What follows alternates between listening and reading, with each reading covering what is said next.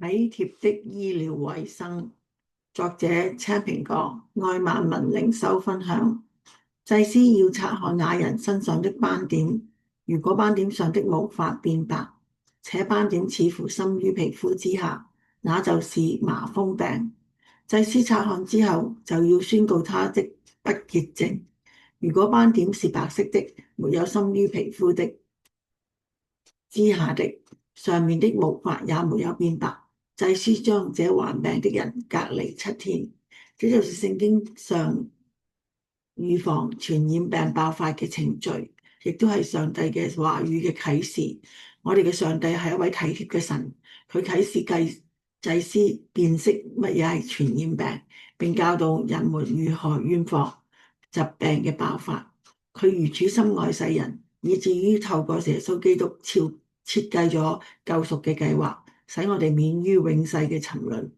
研讀一下聖經啦，體會佢對人類嘅體貼啦。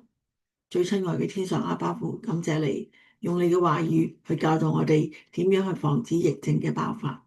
喺聖經裏面可以睇到你體貼世人嘅一面，呢啲都係出於你嘅愛，愛得很深，十分體貼。從呢啲點點滴滴嘅教導，我哋可以開始明白，我哋係有一位非常體貼同埋愛人嘅神。我深深咁覺得認識你係無比嘅幸福。祈禱係奉主耶穌基督嘅名求，阿門。各位網上面嘅朋友同埋主內嘅弟兄姊妹，如果你有感動嘅話咧，就俾個 like 我啦。如果你覺得可以同朋友分享咧，你就撳右下角嘅鈴鐺，唔係撳 share。然後如果你又想知多啲愛萬民靈修分享嘅小道理嘅話咧，就可以撳右下角嘅鈴鐺，免費訂閱神嘅平安頻道啦。願神大大嘅祝福你，再見。